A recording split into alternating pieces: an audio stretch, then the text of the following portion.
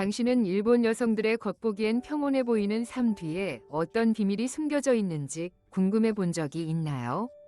그 표면 아래에는 정교한 문화적 기대, 사회적 압력, 그리고 오래된 전통이 뒤얽힌 세계가 존재합니다. 외부인의 눈에는 충격적으로 보일 수 있는 이 세계 속에서 우리는 고대 관습부터 놀라운 현대 현실에 이르기까지 일본 여성들이 외부에 알리고 싶지 않은 진실들을 곧 탐험하게 됩니다. 끝까지 시청해주세요. 지금부터 드러날 이야기들은 여러분이 일본을 바라보는 방식을 완전히 바꿔놓을 수도 있으니까요. 일본에서는 아름다움이 단순한 외모의 문제가 아닙니다. 그것은 역사, 사회적 지위, 시대적 영향과 맞물려 있습니다. 결점 없는 하얀 피부에 대한 추구는 에도 시대까지 거슬러 올라가며 그 당시 밝은 피부는 부와 야외 노동으로부터 자유로운 삶을 상징했습니다. 여성들은 종종 오시로이라는 흰색 분을 얼굴에 발라 거의 빛나는 듯한 피부를 표현했고, 이는 순수함과 특권의 상징이었습니다.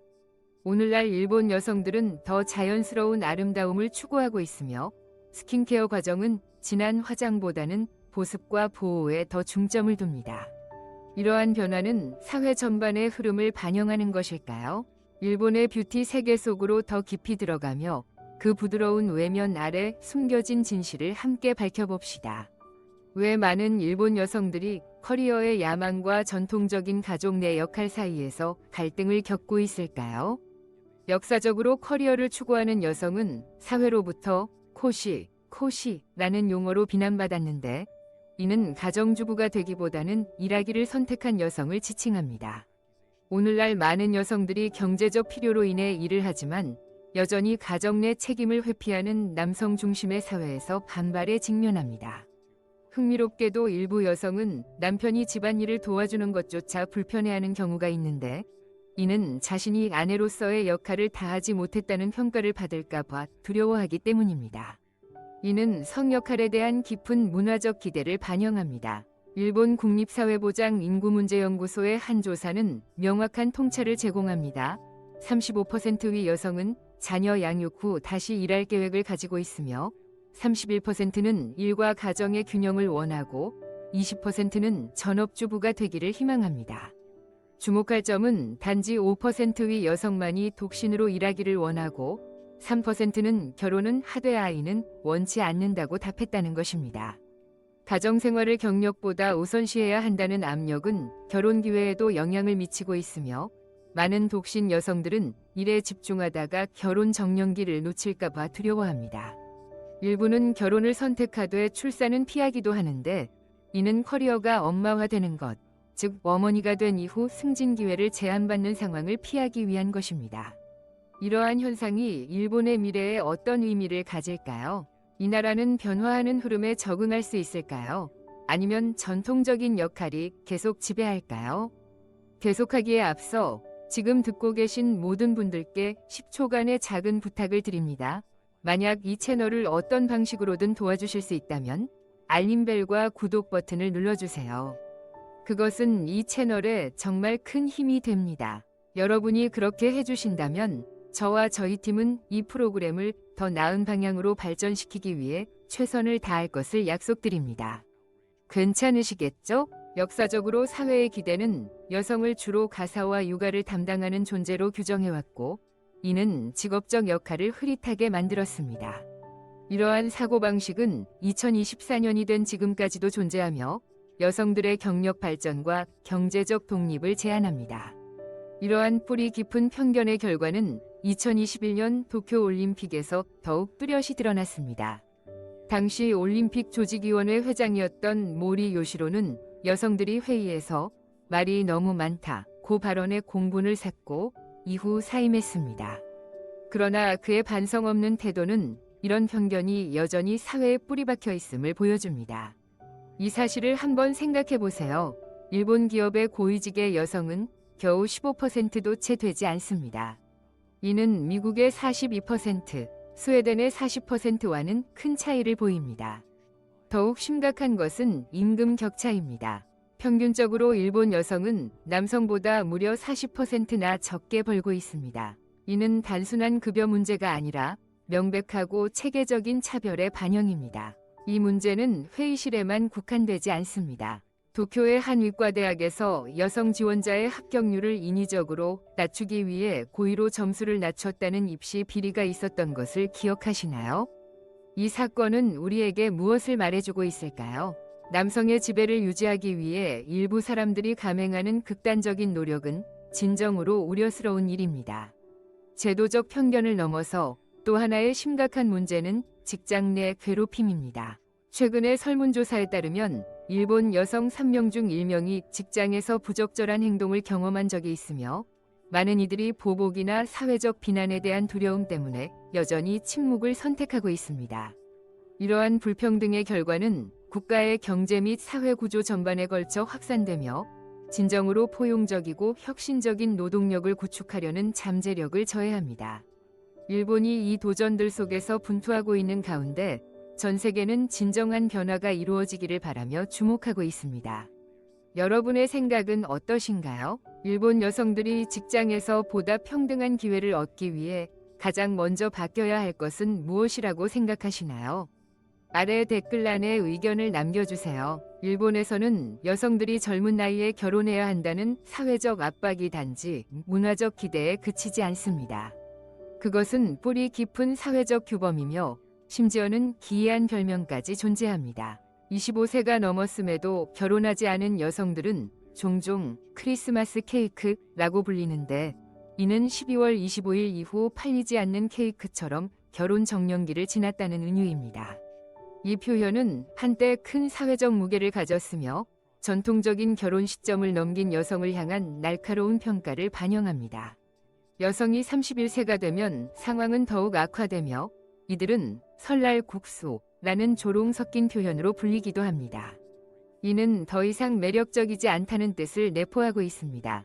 비록 현대적 사고방식은 점점 더 개방적으로 바뀌고 있으며 더 많은 여성들이 학업이나 경력을 위해 결혼을 미루고 있지만 암묵적인 압박은 여전히 존재합니다.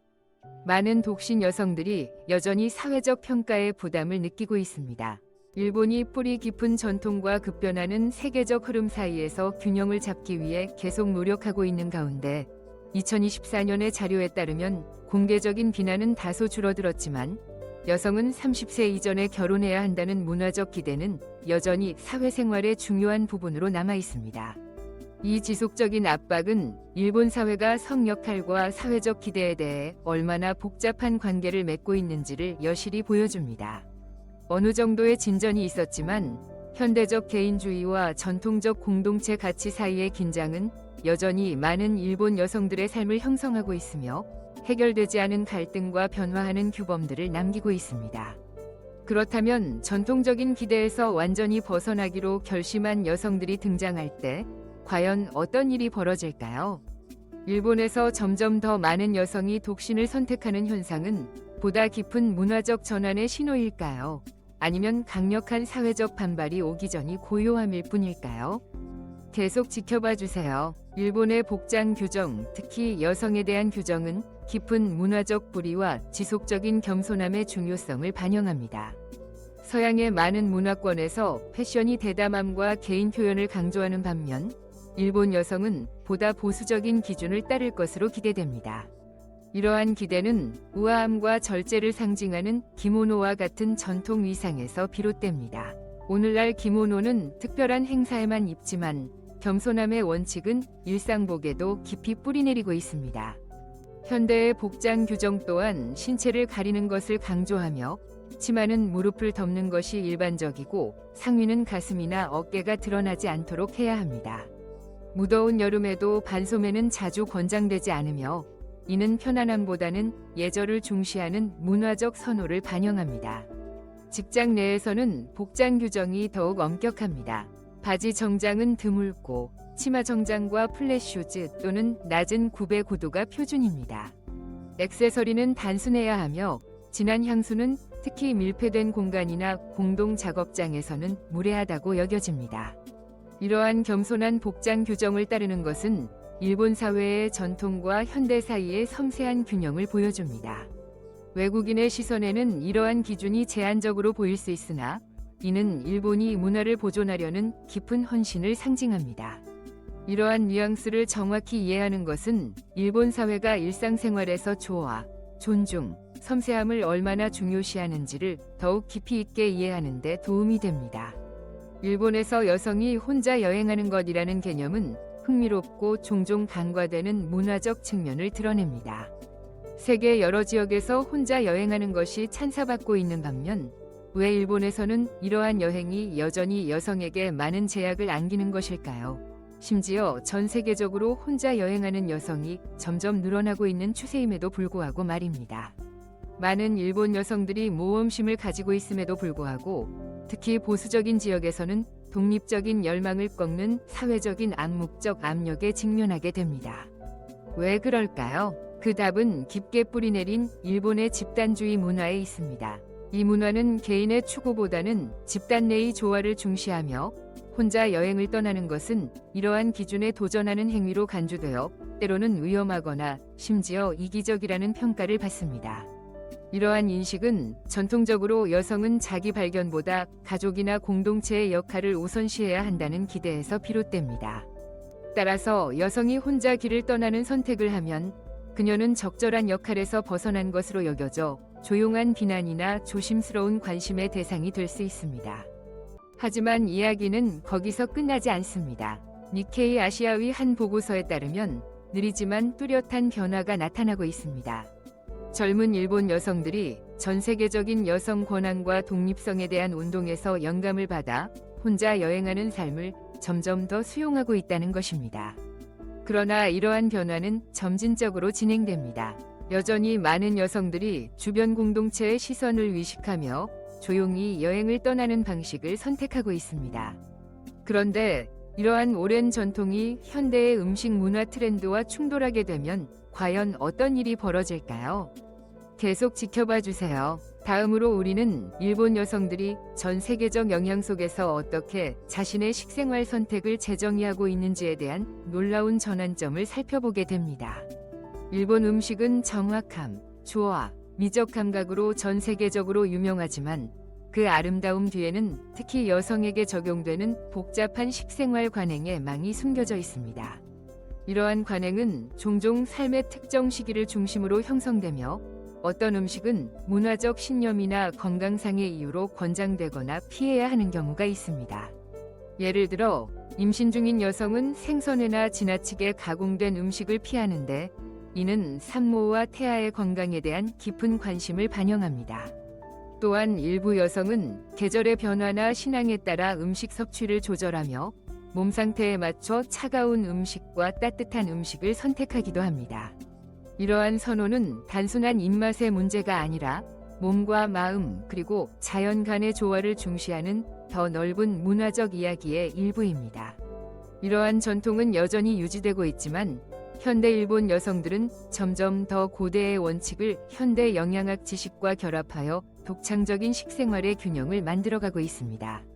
일본의 식생활 관습에 대한 이러한 통찰은 음식이 어떻게 문화적 정체성과 건강 실천에 얽혀 있는지를 흥미롭게 보여줍니다. 일본에서 문신은 단순한 개인적 예술의 표현이 아니라 문화적 역사적 무게를 지닌 상징입니다. 특히 문신은 일본의 암흑 세계와 깊은 관련이 있어 왔습니다. 역사적으로 문신은 야쿠자 일본의 악명 높은 범죄 조직과 긴밀히 연결되어 있으며 야쿠자 조직원들은 조직 내에서의 충성과 지위를 상징하기 위해 화려한 전신 문신을 새깁니다. 이러한 정교한 문신은 이레즘이라고 불리며 개인적 상징이자 범죄 집단의 휘장으로 간주됩니다. 그러나 문신에 대한 사회적 낙인은 단지 야쿠자에만 국한되지 않습니다. 문신이 있다고 해서 범죄와 관련된 것은 아니지만 사회적 판단은 여전히 강하게 존재합니다. 이러한 연관성은 공공장소에서도 강하게 드러납니다. 전통 목욕탕, 피트니스 센터, 수영장 등에서는 노출된 문신을 지닌 사람의 출입을 금지하는 경우가 많습니다. 이는 문신을 죄악이나 반항의 상징으로 보는 역사적 연상에서 자유롭지 못한 일본 사회의 문화적 망설임을 반영합니다. 특히 여성의 문신에 대한 시선은 더욱 냉정합니다. 예를 들어 야쿠자의 여성 보스로서 강력한 권위를 상징하는 문신을 새겼던 니시무라 마코 같은 인물의 유사는 아직도 일본인의 집단 기억에 깊이 남아 있습니다. 오늘날에도 문신이 있는 여성은 종종 반항적이거나 위험한 존재로 간주되며, 이는 많은 이들이 신체 예술을 표현하는 데 있어 망설이게 만드는 편견이 됩니다. 세계적으로 문신에 대한 수용도가 증가하고 있지만 일본은 여전히 문신이 편견과 두려움을 불러일으키는 나라입니다. 일본에서는 사회적 조화가 이상적인 가치로 여겨지지만 그것은 여성에게 특히 큰 대가를 요구합니다. 정교하게 설계된 사회적 통제 메커니즘은 여성이 여전히 주변적인 역할에 머물며 주요 결정을 내리거나 영향을 미치는 것을 어렵게 만듭니다. 역사적으로 일본에는 여왕이 존재했던 시기도 있었지만 오늘날 법률은 여성이 왕위를 계승하는 것을 금지하고 있습니다. 이러한 법적인 배제는 현대 정치까지 이어지고 있으며 여성들은 여전히 일본 여성들은 정치 정당의 수장과 같은 지도자 역할에서 거의 완전히 배제되어 있습니다. 일상생활에서도 여성은 대립을 피하고 평온을 유지해야 한다는 문화적 기대가 강하게 작용하고 있으며 이는 중요한 문제들에 대한 광범위한 침묵으로 이어지고 있습니다. 이러한 통제의 가장 우려스러운 측면 중 하나는 성폭력 사건의 신고율이 극히 낮다는 점에서 드러납니다. 일본은 안전한 국가로 알려져 있지만 성폭행을 당한 여성 중 오직 15명 중 1명만이 신고를 하는 것으로 나타났습니다. 이는 약 95%의 여성이 사회의 비난이나 피해자 비난을 두려워해 범죄를 신고하지 않는다는 것을 의미합니다. 휴먼 라이츠 워치 이 보고서에 따르면 많은 여성들이 신고 과정에서 과도한 질문과 모욕감을 경험하게 되며 이로 인해 정의를 추구하는 것조차 꺼리게 됩니다.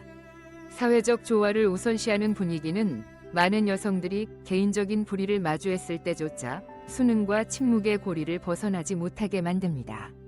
그러나 이러한 뿌리 깊은 기준에서 벗어나려는 투쟁은 계속되고 있으며 새로운 세대의 활동가들이 기존의 문화적 기대에 도전하고 변화를 시도하고 있습니다.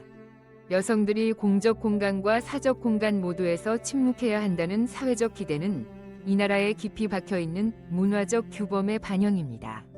세계에서 가장 발전된 경제 중 하나인 일본은 2024년 기준 세계 성격차 지수 휴먼 라이츠 워치에서 121위를 기록하고 있습니다. 이 순위는 일본 여성들이 성평등, 특히 표현의 자유와 의사결정 참여 측면에서 얼마나 지속적인 도전에 직면하고 있는지를 잘 보여줍니다. 이는 단순히 회의실에서의 문제가 아니라 다양한 영역에서 여전히 여성의 목소리가 배제되고 있다는 현실을 말해줍니다. 2021년 전 도쿄 올림픽 조직위원장 모리 요시로가 여성은 말이 많아 회의가 길어진다 고 발언하며 큰 파문을 일으킨 사건은 대표적인 사례입니다. 이 발언은 젊은 활동가 노조 모코 노조가 주도한 온라인 캠페인으로 인해 거센 반발을 불러왔고 결국 모리는 사임하게 되었습니다.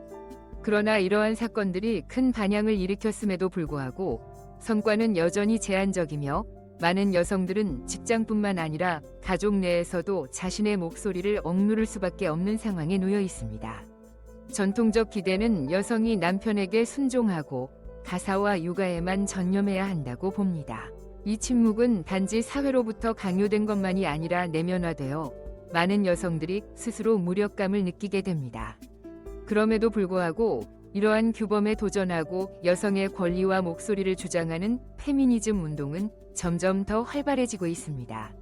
문화적 기대가 한 인간의 표현 능력에 얼마나 깊이 영향을 줄 수 있는지, 그것이 가장 선진적인 국가 중 하나에서조차 현실이라는 사실에 대해 여러분은 어떻게 생각하시나요? 일본에서 여성의 역할에 대한 전통적인 관념은 정말로 변화하고 있을까요? 아래에 여러분의 생각을 공유해 주세요. 결혼 내에서의 전통적인 성 역할은 여전히 강하게 영향을 미치며 여성들을 가정 내 책임에 묶어두고 있습니다. 남성은 일을, 여성은 집안일을 해야 한다는 오랜 관념은 명확한 노동 분업 구조를 만들어냈습니다. 이러한 문화적 기준은 1985년 제정된 여성의 고용기회균등법과 같은 법적 진보에도 불구하고 여전히 강하게 남아 있습니다. 2024년이 되어도 일본 남성은 육아휴직을 거의 사용하지 않고 여성들은 가사노동의 대부분을 떠안고 있습니다. 일본 후생노동성의 최신 자료에 따르면 결혼 후 여성은 남성보다 약 2.5배 더 많은 집안일을 수행하고 있습니다. 이러한 불균형은 가정생활뿐만 아니라 직장생활에도 영향을 미치며 많은 여성들이 출산 후 커리어를 다시 이어가는 데 어려움을 겪습니다. 이처럼 가혹한 환경은 여성들이 리더십 포지션에 도전하는 데 주저하게 만들고 성별 임금 격차를 심화시키며 여성의 관리직 비율을 10% 이하로 제한하는 원인이 되고 있습니다. 이러한 뿌리 깊은 성 역할은 일종의 순환 고리를 형성합니다. 아이들은 자라면서 성차별적인 구조를 그대로 받아들이고 내면화하게 되며 불평등은 세대를 넘어 계속됩니다. 여성이 가족을 커리어보다 우선시해야 한다는 사회적 기대는 많은 여성들을 경제적으로 의존적인 상태로 몰아넣으며 경제적 자립을 이룰 기회를 거의 주지 않습니다. 일본의 한부모 가정, 특히 싱글맘들은 사회적 비난과 경제적 어려움이라는 이중의 고통에 직면하고 있습니다. 세계의 많은 지역에서는 한부모 가정이 점차 일반적인 형태로 받아들여지고 있지만 일본은 여전히 전통적인 가족상에 대한 관념을 고수하고 있습니다.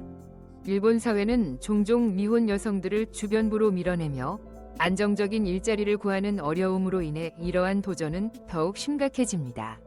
많은 한부모 여성들은 안정성이나 유연성이 없는 저임금의 일상적인 일자리에 제한되어 있으며 생계를 유지하기 위해 여러 역할을 동시에 감당해야만 합니다. 통계는 매우 우려스럽습니다. 2024년 기준 일본의 한부모 가정 중 55% 이상이 빈곤선 이하에서 살아가고 있으며 이는 자녀가 있는 전체 인구 중 단 15%만이 빈곤층에 속하는 것과 비교해도 현저히 높은 수치입니다. 정부의 복지 프로그램이 일부 존재하지만 이러한 지원은 이러한 가정들이 빈곤에서 벗어나기에는 충분하지 않습니다.